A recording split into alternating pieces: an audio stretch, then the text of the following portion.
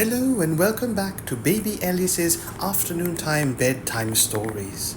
We continue on with The Wind in the Willows by Kenneth Grahame. Chapter 4, Mr. Badger. They waited patiently for what seemed a very long time, stamping in the snow to keep their feet warm.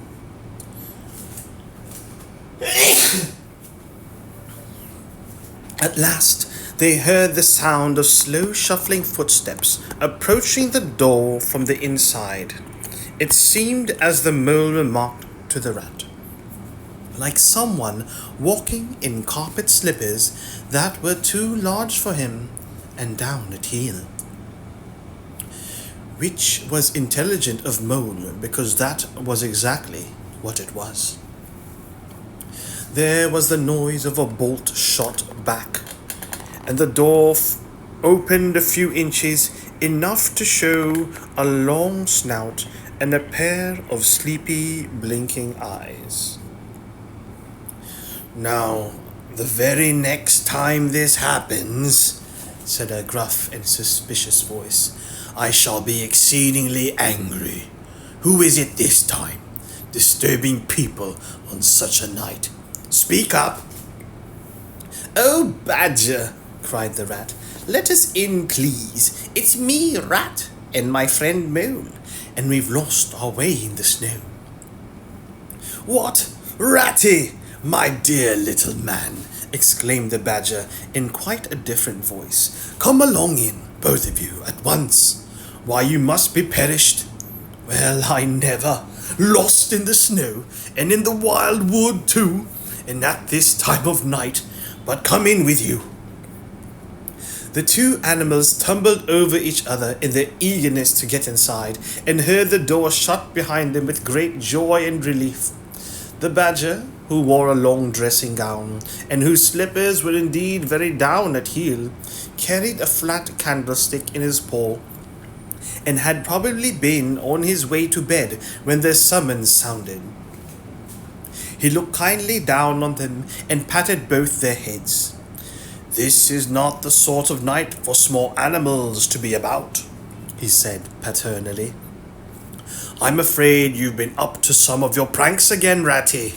But come along, come into the kitchen. There's a first-rate fire there, and supper and everything." He shuffled on in front of them, carrying the light, and they followed him, nudging each other in an anticipating sort of way, down a long, gloomy, and to tell the truth, decidedly shabby passage, into a sort of a central hall, out of which they could dimly see other long tunnel-like passages branching. Passages mysterious and without apparent end. But there were doors in the hall as well, stout oaken, comfortable-looking doors. One of these the Badger flung open, and at once they found themselves in all the glow and warmth of a large fire-lit kitchen. The floor was well-worn, red brick, and on the wide hearth burnt a fire of logs, between two attractive chimney corners tucked away in the wall, well out of any suspicion of draught.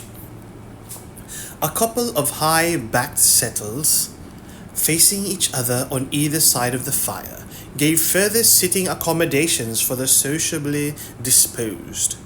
In the middle of the room stood a long table of plain boards placed on trestles, with benches down each side. At one end of it, where an armchair stood, pushed back, were spread the remains of the Badger's plan, but ample supper. Rows of spotless plates winked from the shelves of the dresser at the far end of the room, and from the rafters overhead hung hams, bundles of dried herbs, nets of onions, and baskets of eggs. It seemed a place where heroes could fitly feast after victory, where weary harvesters could line up in squares along the table and keep their harvest home with mirth and song, or where 2 or 3 friends of simple tastes could sit about as they pleased and eat and smoke and talk in comfort and contentment. The ruddy brick floor smiled up at the smoky ceiling. The oaken settles, shiny with long wear, exchanged cheerful glances with each other. Plates on the dresser grinned at pots on the shelf, and the merry firelight flickered and played over everything without distinction. The kindly badger thrust them down on a settle to toast themselves at the fire, and bade them remove their wet coats and boots. Then he fetched them dressing gowns and slippers, and himself bade the mole shine with warm water and mended the cut with sticker plaster till the whole thing was just as good as new, if not better. In the embracing light and warmth, warm and dry at last, with weary legs propped up in front of them, and a suggestive clink of plates being arranged on the table behind, it seemed to the storm-driven animals, now in safe anchorage, that the cold and trackless wildwood just left outside was miles and miles away, and all that they had suffered in it a half-forgotten dream. When at last they were thoroughly toasted, the badger summoned them to the table, where he had been busy laying a repast. They had felt pretty hungry before, but when they actually saw at last the supper that was spread for them, really it seemed only a question of what they should attack first, where all was so attractive, and whether the other things would obligingly wait for them till they had time to give them attention. Conversation was impossible for a long time, and when it was slowly resumed, it was that regrettable sort of conversation that results from talking with your mouth full. Badger did not mind that sort of thing at all, nor did he take any notice of elbows on the table or everybody speaking at once, as he did not go into society himself. He had got an idea that these things belonged to the things that didn't really matter. We know, of course, that he was wrong and took too narrow a view, because they do matter very much, though it would take too long to explain why. He sat in his armchair at the head of the table and nodded gravely at intervals as the animals told their story, and he did not seem surprised or shocked at anything, and he never said, "I told you so," or "just what I always said," or remarked that they ought to have done so and so, or ought not to have done something else. The mole began to feel very friendly towards him. When supper was really finished at last, and each animal felt that his skin was now as tight as was decently safe, and that by this time he didn't care a hang for anybody or anything, they gathered round the glowing embers of the great wood fire, and thought how jolly it was to be sitting up so late and so independent and so full. And after they had chatted for a time about things in general, the badger said heartily, "Now then, tell us the news from your part of the world. How's old Toad going on?" "Oh, from bad to worse," said the rat gravely, while the mole cocked up a settle and, basking in the firelight, his heels higher than his head, tried to look properly mournful. "Another smash-up only last week, and a bad one. You see, he will insist on driving himself, and he's hopelessly incapable. If he'd only employ a decent, steady, well-trained animal, pay him good wages, and leave everything to him, he'd get on all right. But no, he's convinced he's a heaven-born driver, and nobody can teach him anything, and all the rest follows." "How many has he had?" inquired the badger gloomily. "Smashes or machines?" asked the rat. "Oh well, after all it's the same thing with Toad. This is the 7th. As for the others, you know that coach house of his? Well, it's piled up, literally, piled up to the roof with fragments of motor cars, none of them bigger than your hat. That accounts for the other 6, so far as they can be accounted for." "He's been in the hospital 3 times, put in the mole. And for the fines he's had to pay, it's simply awful to think of. Yes, and that's part of the trouble, continued the rat. Toad's rich, we all know, but he's not a millionaire, and he's a hopelessly bad driver, and quite regardless of law and order, killed or ruined, it's got to be one of the two things, sooner or later, Badger. But his friends, ought not we to do something? The Badger went through a bit of hard thinking. Now look here, he said at last, rather severely. Of course you know I can't do anything now. His two friends assented, quite understanding his point. No animal, according to the rules of animal etiquette, is ever expected to do anything strenuous or heroic or even moderately active during the off-season of winter. All are sleepy, some actually asleep. All are weather-bound, more or less, and all are resting from arduous days and nights, during which every muscle in them has been severely tested and every energy kept at full stretch. Very well then, continued the Badger. But when once the year has really turned, and the nights are shorter, and halfway through them one rouses and feels fidgety and wanting to be up and doing by sunrise, if not before, you know. Both animals nodded gravely. They knew. Well then, went on the Badger, we, that is you and me and our friend the Mole here, will take Toad seriously in hand. We'll stand no nonsense whatever. We'll bring him back to reason, by force, if need be. We'll make him be a sensible Toad. You're asleep, Rat. Not me, said the Rat, waking up with a jerk. He's been asleep 2 or 3 times since supper, said the Mole, laughing. He himself feeling quite wakeful and even lively, though he didn't know why. The reason was, of course, that he had been naturally an underground animal by birth and breeding.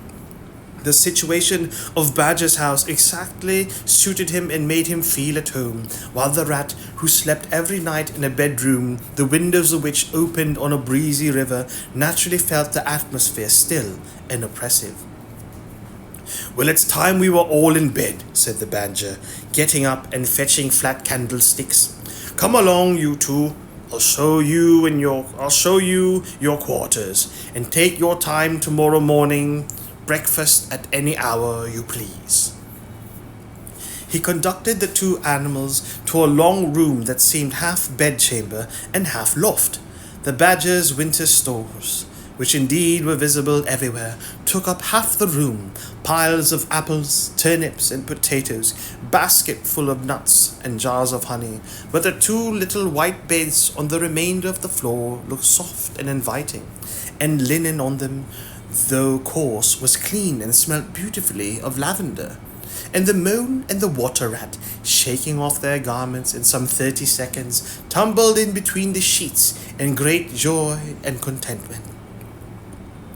In accordance with the kindly Badger's injunctions, the two tired animals came down to breakfast very late next morning, and found a bright fire burning in the kitchen, and 2 young hedgehogs sitting on a bench at the table, eating oatmeal porridge out of wooden bowls. The hedgehogs dropped their spoons, rose to their feet, and ducked their heads respectfully as the two entered. There, sit down, said the Rat pleasantly, and go on with your porridge. Where have you youngsters come from? Lost your way in the snow, I suppose? Yes, please, sir, said the elder of the 2 hedgehogs respectfully. Me and little Billy here. We was trying to find our way to school. Mother would have us go. Was the weather ever so, and of course we lost ourselves, sir. And Billy, he got frightened, and took and cried, being young and faint-hearted. And at last we happened upon against Mr. Badger's back door, and made so bold as to knock, sir, for Mr. Badger, he's a kind-hearted gentleman, as everyone knows. I understand, said the Rat, cutting himself some rashers from a side of bacon, while the Mole dropped some eggs into a saucepan. And what's the weather like outside? You needn't sir me quite so much, he added. Oh, terribly bad, sir, terrible deep the snow is. said the hedgehog. "No getting out for the likes of you gentlemen today." "Where's Mr. Badger?" inquired the mole, as he warmed the coffee pot before the fire.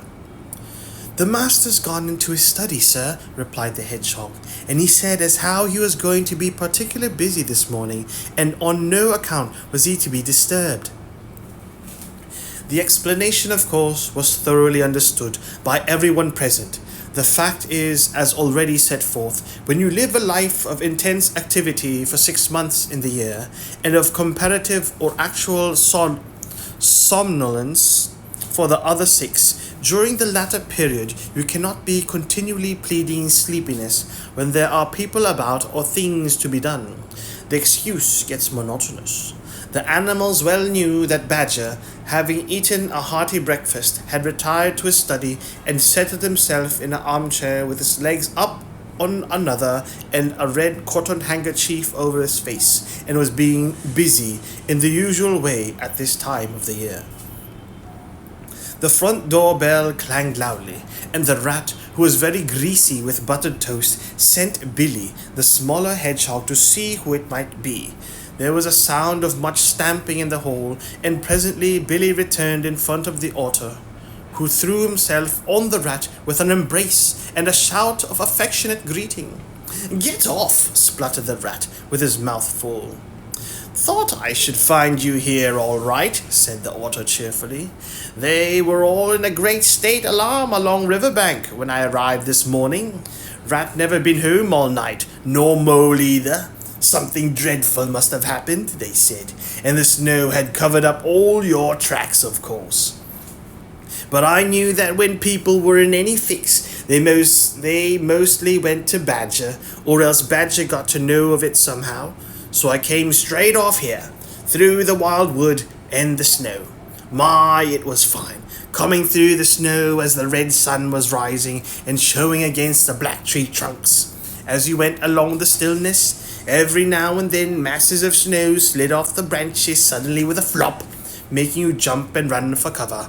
Snow castles and snow caverns had sprung up out of nowhere in the night, and snow bridges, traces, terraces, ramparts. I could have stayed and played with them for hours. Here and there great branches had been torn away by the sheer weight of the snow, and robins perched and hopped on them in perky, conceited way, just as if they had done it themselves. A ragged string of wild geese passed overhead, high on the grey sky, and a few rocks whirled over the trees, inspected and flapped off homewards with a disgusted expression. But I met no sensible being to ask the news of. About halfway across, I came on a rabbit sitting on a stump, cleaning his silly face with his paws. He was a pretty scared animal when I crept up behind him and placed a heavy forepaw on his shoulder. I had to cuff his head once or twice to get any sense out of it at all. At last I managed to extract from him that Mole had been seen in the wild wood last night by one of them. It was the talk of the burrows, he said. How Mr. Mole, Mr. Rat's particular friend, was in a bad fix. How he had lost his way, and they were up and out hunting, and were chivying him round and round. Then why didn't any of you do something? I asked. You mayn't be blessed with brains, but there are hundreds and hundreds of you big stout fellows, as fat as butter, and your burrows running in all directions, and you could have taken him in and made him safe and comfortable, or tried to at all events. What, us? He merely said. Do something? Us rabbits? So I cuffed him again and left him. There was nothing else to be done. At any rate, I had learnt something, and if I had the luck to meet any of them, I'd have learnt something more, or they would. Weren't you at all nervous? Asked the mole, some of yesterday's terrors coming back to him at the mention of the wild wood.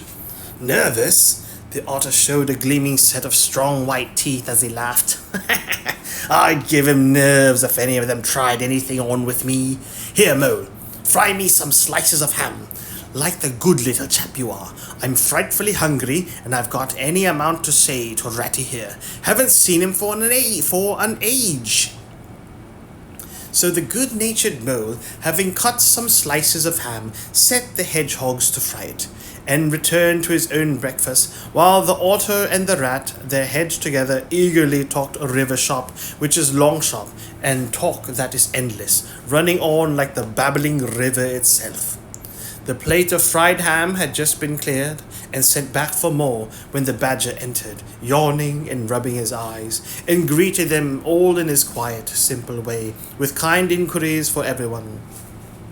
"It must be getting on for luncheon time," he remarked to the otter. "Better stop and have it with us. You must be hungry this cold morning." "Rather," replied the otter, winking at the mole. "The sight of these greedy young hedgehogs stuffing themselves with fried ham makes me feel positively famished." The hedgehogs, who were just beginning to feel hungry again after their porridge and after working so hard at their frying, looked timidly up at Mr. Badger, but were too shy to say anything. "Here, you two youngsters, be off home to your mother," said the badger kindly. "I'll send someone with you to show you the way. You won't want any dinner today, I'll be bound." He gave them 6 pence apiece and a pat on the head, and they went off with much respectful swinging of caps and touching of forelocks. Presently they all sat down to luncheon together. The mole found himself placed next to Mr. Badger, and as the other two were still deep in river gossip, from which nothing could divert them, he took the opportunity to tell Badger how comfortable and homelike it all felt to him. "Once well underground," he said, "you know exactly where you are. Nothing can happen to you, and nothing can get at you. You're entirely your own master, and you don't have to consult anybody or mind what they say. Things go on all the same overhead, and you let 'em, and don't bother about 'em. When you want to, up you go, and there the things are, waiting for you." The badger simply beamed on him. "That's exactly what I say," he replied. "There's no security or peace and tranquility except underground. And then, if your ideas get larger and you want to expand, why, a dig and a scrape, and there you are. If you feel your house is a bit too big, and you stop up a hole or two, and there you are again. No builders, no tradesmen, no remarks passed on you by fellows looking over your wall, and above all, no weather. Look at Rat now. A couple of feet of flood water, and he's got to move into hired lodgings, uncomfortable, inconveniently situated, and horribly expensive. Take Toad. I say nothing against Toad Hall, quite the best house in all these parts, as a house. But supposing a fire breaks out, where's Toad? Supposing tiles are blown off, or walls sink or crack, or windows get broken, where's Toad? Supposing the rooms are draughty. I hate a drought myself. Where's Toad? No up and out of doors is good enough to roam about and get one's living in, but underground to come back to at last. That's my idea of home." The mole assented heartily, and the badger in consequence got very friendly with him. "When lunch is over," he said, "I'll take you all around this little place of mine. I can see you'll appreciate it. You'll understand what domestic architecture ought to be, you do." After luncheon, accordingly, when the other two had settled themselves into the chimney corner and had started a heated argument on the subject of eels, the badger lighted a lantern and bade the mole to follow him. Crossing the hall, they passed down one of the principal tunnels, and the wavering light of the lantern gave glimpses on either side of rooms both large and small. Some mere cupboards, others nearly as broad and imposing as Toad's dining hall. A narrow passage at right angles led them into another corridor, and here the same thing was repeated. The mole was staggered at the size, the extent, the ramifications of it all, at the length of the dim passages, the solid vaultings of the crammed store chambers, the masonry everywhere, the pillars, the arches, the pavements. "How on earth, Badger," he said at last. "Did you ever find time and strength to do all this? It's astonishing."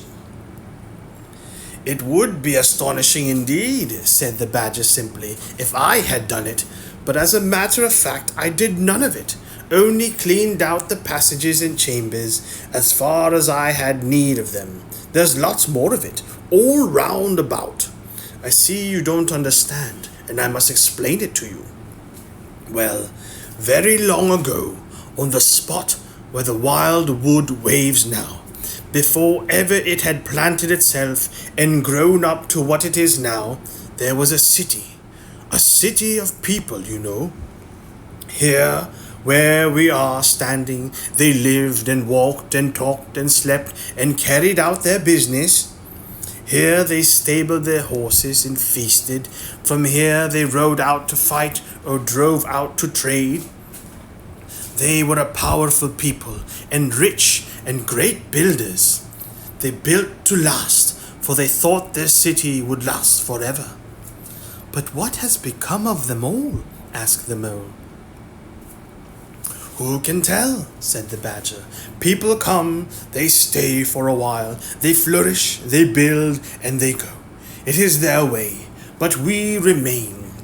There were badgers here, I've been told, long before that same city ever came to be, and now there are badgers here again. We are an enduring lot, and we may move out for a time, but we wait and are patient, and back we come, and so it will ever be." "Well, and when they went at last, those people?" said the Mole. "When they went," continued the Badger, "the strong winds and the persistent rains took the matter in hand, patiently, ceaselessly, year after year. Perhaps we badgers too, in our small way, helped a little, who knows? It was all down, down, down, gradually, ruin and levelling and disappearance. Then it was all up, up, up, gradually, as seeds grew to saplings, and saplings to forest trees, and bramble and fern came creeping in to help. Leaf mold rose and obliterated. Streams in their winter freshness brought sand and soil to clog and to cover. And in course of time, our home was ready for us again, and we moved in. Up above us, on the surface, the same thing happened. Animals arrived, liked the look of the place, took up their quarters, settled down, spread and flourished. They didn't bother themselves about the past. They never do. They're too busy. The place was a bit humpy and hillocky, naturally, and full of holes, but that was rather an advantage. And they don't bother about the future either. The future when perhaps the people will move in again, for a time, as may very well be. The wild wood is pretty well populated by now, with all the usual lot. Good, bad, and indifferent. I name no names. It takes all sorts to make a world, but I fancy you know something about them yourself by this time." "I do indeed," said the Mole with a slight shiver. "Well, well," said the Badger, patting him on the shoulder, "it was your first experience of them. You see, they're not so bad really, and we must all live and let live. But I'll pass the word around tomorrow, and I think you'll have no further trouble. Any friend of mine walks where he likes in this country, or I'll know the reason why." When they got back to the kitchen again, they found the rat walking up and down very restless. The underground atmosphere was oppressing him and getting on his nerves, and he seemed really to be afraid that the river would run away if he wasn't there to look after it. So he had his overcoat on and his pistols thrust into his belt again. "Come along, Mole," he said anxiously as soon as he caught sight of them. "We must get off while it's daylight. Don't want to spend another night in the wild wood again." "It'll be all right, my fine fellow," said the Otter. "I'm coming along with you, and I know every path blindfold, and if there's a head that needs to be punched, you can confidently rely upon me to punch it." "You really needn't fret, Ratty," added the Badger placidly. My passages run further than you think, and I've bolt holes to the edge of the wood in several directions. Though I don't care for everybody to know about them. When you really have to go, you shall leave by one of my shortcuts. Meantime, make yourself easy and sit down again. The rat was nevertheless still anxious to be off and attend to his river, so the badger, taking up his lantern again, led the long way along a damp and airless tunnel that wound and dipped, part vaulted, part hewn through solid rock for a weary distance that seemed to be miles. At last, daylight began to show itself confusedly through the tangled growth overhanging the mouth of the passage, and the badger, bidding them a hasty goodbye, pushed them hurriedly through the opening, made everything look as natural as possible again, with creepers, brushwood, and dead leaves, and retreated. They found themselves standing on the very edge of the wild wood. Rocks and brambles and tree roots behind them, confusedly heaped and tangled. In front, a great space of quiet fields, hemmed by lines of hedges, black on the snow, and far ahead, a glint of the familiar old river. While the wintry sun hung red and low on the horizon, the otter, as knowing all the paths, took charge of the party, and they trailed out on a beeline for a distant stile. Pausing there a moment and looking back, they saw the whole mass of wild wood, dense, menacing, compact, grimly set in vast white surroundings. Simultaneously, they turned and made swiftly for home, for firelight and the familiar things it played on, for the voice, sounding cheerily outside their window, of the river that they knew and trusted in all its moods that never made them afraid with any amazement. As he hurried along, eagerly anticipating the moment when he would be at home again among the things he knew he liked, the mole saw clearly that he was an animal of tiled field and hedgerow, linked to the ploughed furrow, the frequented pasture, the lane of evening lingerings, the cultivated garden plot. For others, the asperities, the stubborn endurance, or the clash of actual conflict that went with nature in the rough, he must be wise, must keep to the pleasant places in which his lines were laid, and which held adventure enough, in their way, to the last for a lifetime. And that ends Chapter 4, Mr. Badger of The Wind in the Willows by Kenneth Grahame. Good night, baby Elias.